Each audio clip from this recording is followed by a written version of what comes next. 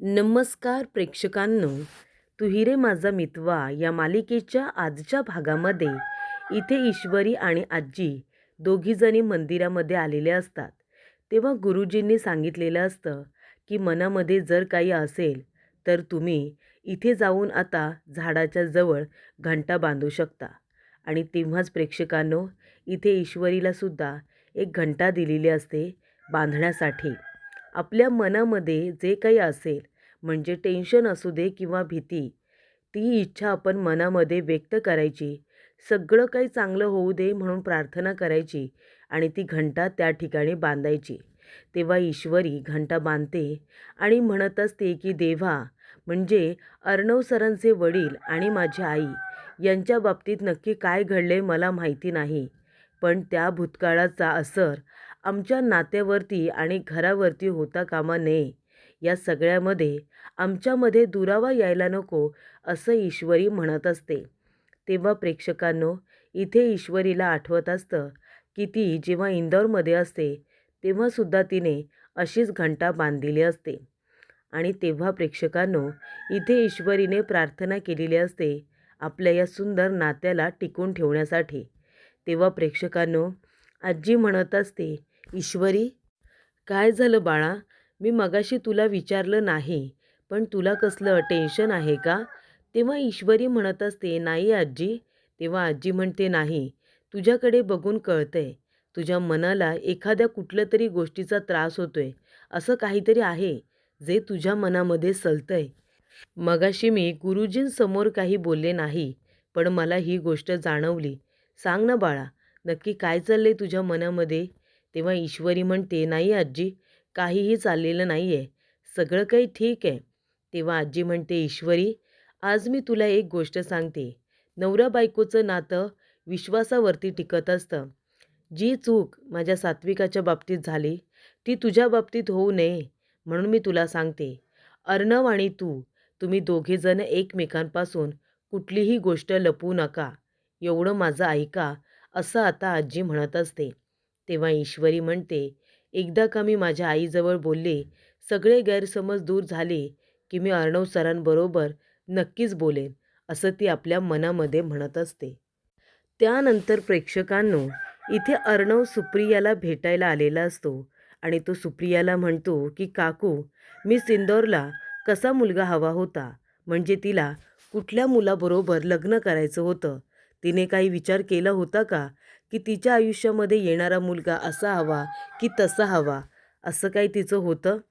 तेव्हा इथे सुप्रिया म्हणते, अर्णव, तुम्ही हे आता का विचारताय, लग्न झाल्यानंतर? तेव्हा अर्णव म्हणतो, नाही नाही काकू, असं नाही आहे. म्हणजे तुम्हाला तर माहिती आहे की आमचं लग्न कुठल्या सिच्युएशनमध्ये झालं, त्यामुळे कधी असं बोलणंच झालं नाही की मी सिंदौरच्या स्वप्नातला मुलगा तो कसा होता, ज्याच्याबरोबर तिला लग्न करायचं होतं, तिच्या काय अपेक्षा होत्या, या मला कधी कळल्याच नाही आणि म्हणून त्या मला जाणून घ्यायच्या आहेत. तेव्हा सुप्रिया म्हणत असते, अर्णव, खरं सांगू का, म्हणजे आमचं ईश्वरीबरोबर कधी जर बोलणं झालं तर तिने आम्हाला कधी सांगितलंच नाही की तिला कशा मुलाबरोबर लग्न करायचं आहे, तिच्या स्वप्नातला तो मुलगा कसा आहे, असं तिने आम्हाला कधीही सांगितलं नाही. पण एक गोष्ट मी तुम्हाला खात्रीने सांगू शकते की ईश्वरीला तुमच्यापेक्षा चांगला मुलगा भेटू शकला नसताच. म्हणजे तुम्ही तिची इतकी काळजी घेता, तिच्याबरोबरच आमची इतकी काळजी करता, तिला काय हवं नको ते बघता, सगळ्यांचा आदर करता, अजून काय हवं असतं एखाद्या मुलीला? त्यामुळे तुमच्यासारखा मुलगा इशूला शोधूनसुद्धा सापडला नसता, हे मात्र नक्की. तुम्ही तिच्या आयुष्यामध्ये येऊन तिचं आयुष्य खूप सुंदर करून टाकलं आहे आणि हे तिच्याकडे बघून आम्हाला कळत असतं. तेव्हा तुमच्यासारखा मुलगा तिला मिळूच शकला नसता, असं आता सुप्रियाने खात्रीने सांगितलेलं असतं. तेव्हा अर्णव म्हणतो, चला, म्हणजे माझ्याबरोबर लग्न करून मी सिंदौरला काही प्रॉब्लेम असेल असं मला वाटत नाही. तेव्हा सुप्रिया म्हणते, अगदी बरोबर, तुमच्यासारखा मुलगा तिला मिळाला आहे, तिचं भाग्य हे बदललं आहे असंच वाटतं मला. तेव्हा इथे आता नम्रता आलेली असते, सुप्रिया आतमध्ये गेलेली असते. तेव्हा नम्रता म्हणत असते, काय जीजू, काय म्हणताय मग, आणि आमची इशू कशी आहे, तुमची बायको? तेव्हा अर्णव म्हणत असतो की नम्रता कसं आहे ना, मला विचारायचं आहे, मी सिंदूरची काही अपेक्षा होती का, की तिला लग्न अशा मुलाबरोबर करायचं आहे, असं कधी ती बोलली होती? तेव्हा नम्रता म्हणते, नाही, इशू असं कधी बोलली तर नव्हती. पण मी खरंच सांगू का, तुमच्याबरोबर लग्न करून इशू खूप खुश आहे. त्याच्यामुळे ईश्वरीला आहे ना, सगळं काही असं फिल्मी आवडतं. सगळं काही फिल्मी. म्हणजे तुम्ही जर तिला प्रपोज केलं, तर फिल्मी स्टाईलमध्ये केलंत ना, तर तिला ते जास्त आवडेल. त्यामुळे आमची इशू म्हणजे तुमची बायको थोडीशी फिल्मी आहे. तेव्हा प्रेक्षकांनो, अर्णव इथे आता हसायला लागतो. त्यानंतर तिथे सुप्रिया आलेली असते. सुप्रिया म्हणते, अर्णव, आम्ही आता पुण्याला गेलो होतो ना, तेव्हा आम्ही एका मंदिरामध्ये गेलो होतो. तुमच्या आणि ईश्वरीच्या सुखी संसारासाठी प्रार्थना करायला. आणि हा दोरासुद्धा मी तिथूनच घेऊन आली आहे. तेव्हा हा दोरा जर हातामध्ये बांधला, तर तुमच्या संसाराला कुणाचीही दृष्ट लागणार नाही आणि ते अजून घट्ट पद्धतीने एकत्र येईल. तेव्हा हा दोरा हातामध्ये बांधावा लागेल. तेव्हा नम्रता म्हणत असते, आई, अगं पण जीजूंना असं दोरा वगैरे आवडत नाही, तुला माहिती आहे ना? तेव्हा सुप्रिया म्हणते, हो, माहिती तर आहे. पण आता अर्णव एका आईच्या श्रद्धेसाठी हा दोरा नक्कीच हातामध्ये बांधू शकतो. हो ना अर्णव? तेव्हा इथे अर्णव म्हणतो, हो नक्कीच. काकू प्लीज बांधा ना माझ्या हातामध्ये हा दोरा. तेव्हा सुप्रिया अर्णवच्या हातामध्ये दोरा खूपच विश्वासाने बांधते. त्याचबरोबर प्रेक्षकांनो, इथे अर्णवने आता ठरवलेलं असतं की ईश्वरीला सगळं फिल्मी लागतं, तर मी सुद्धा तिच्यासाठी काहीतरी फिल्मी नक्की करेन. आणि म्हणूनच त्याने तिच्यासाठी इथे आता एक गिफ्ट आणलेलं असतं. त्याच्यामध्ये आता एक कपल असतं जे डान्स करते आणि तो काचेचं असं बाऊलसारखं असतं. तेव्हा ते गिफ्ट आता अर्णवने ईश्वरीसाठी आणलेलं असतं.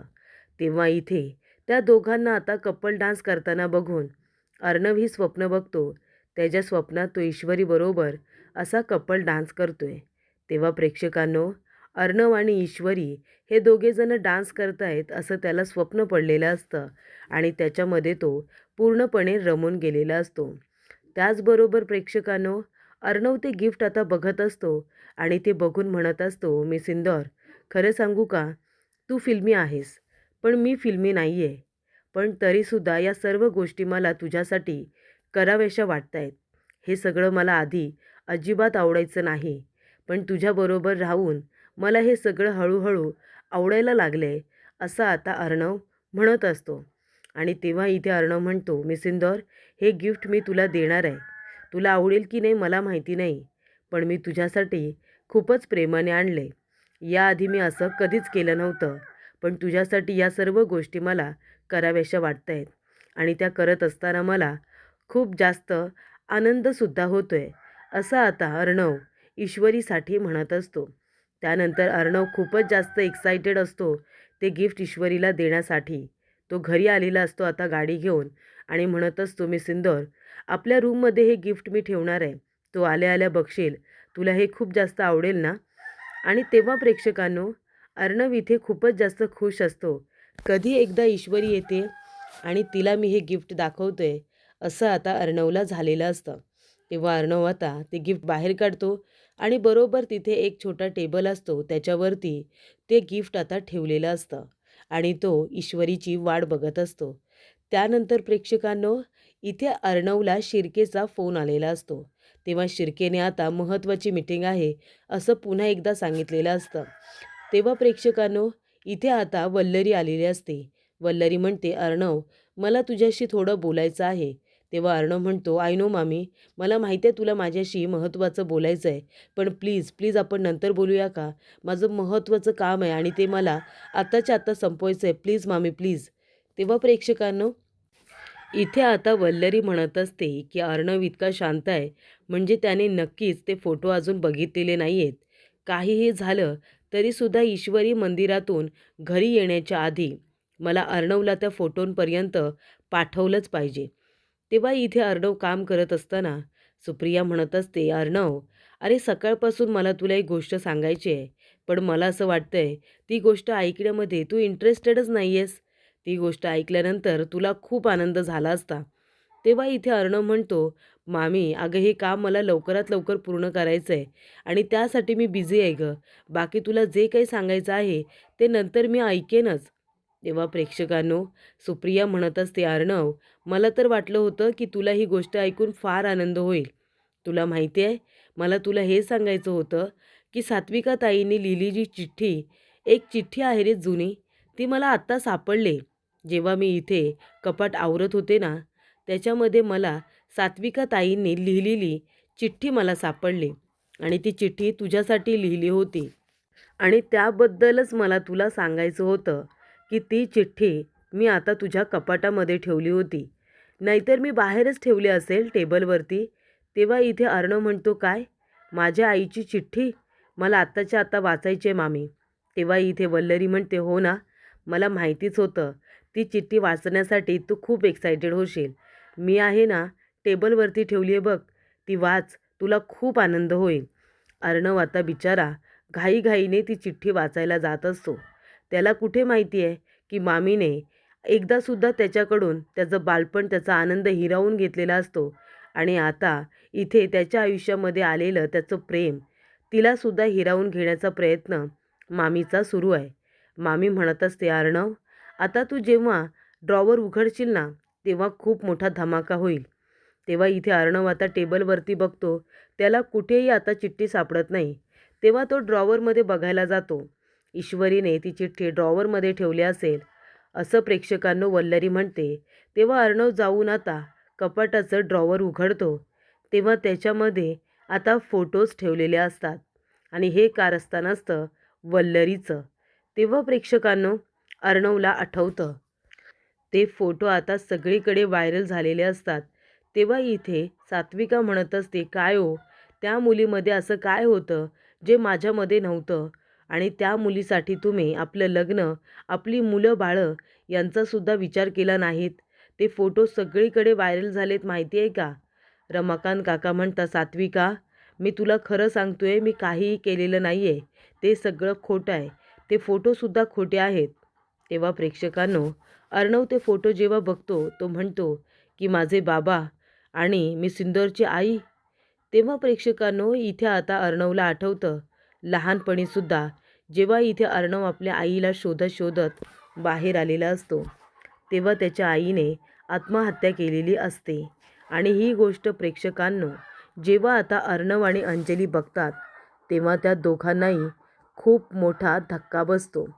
तेव्हा प्रेक्षकांनो ईश्वरी आणि आजी दोघ्याही जणी आता मंदिरामधून घरी आलेले असतात. तेव्हा वल्लरी म्हणते, अरे वा, आलात तुम्ही? तेव्हा आजी म्हणते, हो, आम्ही तर आलो आहे, पण तुला इतका कसला आनंद झालाय गं आम्हाला बघून? तेव्हा वल्लरी म्हणते, नाही हो आई, आनंद कसला, तुम्ही आलात का ते विचारते. अगं ईश्वरी, अर्णव तुझी रूममध्ये वाट बघतोय, तुला माहेरी जायचं आहे ना? तेव्हा ईश्वरी म्हणते, हो, जायचं आहे. यांची मीटिंग झाली का? तेव्हा इथे आता वल्लरी म्हणते, हो गं, अर्णवची मीटिंग कधीच झालेली आहे. तेव्हा प्रेक्षकांनो इथे आता ईश्वरी रूममध्ये येते आणि तेव्हा अर्णवची अवस्था खूपच बिकट झालेली असते. कारण अर्णवच्या हातातून जेव्हा मोबाईल खाली पडतो, तेव्हा इथे ईश्वरीने रेकॉर्ड केलेलं सगळं आता सुरू होतं. ईश्वरी म्हणालेली असते की आई, मला तुझ्या बाबतीत आणि अर्णव सरांच्या वडिलांच्या बाबतीत एक गोष्ट समजली. ते फोटोज माझ्या रूममध्ये कुणी ठेवले मला नाही माहिती, पण हे सगळं खूप भयंकर आहे गं.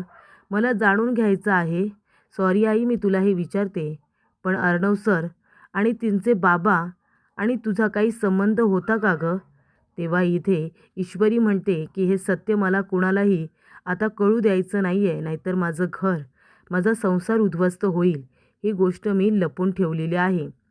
तेव्हा प्रेक्षकांनो पुढील भागामध्ये इथे आता अर्णव म्हणत असतो, मी सिंदूर, ही गोष्ट तुला माहीत असूनसुद्धा तू माझ्यापासून लपून ठेवलीस का?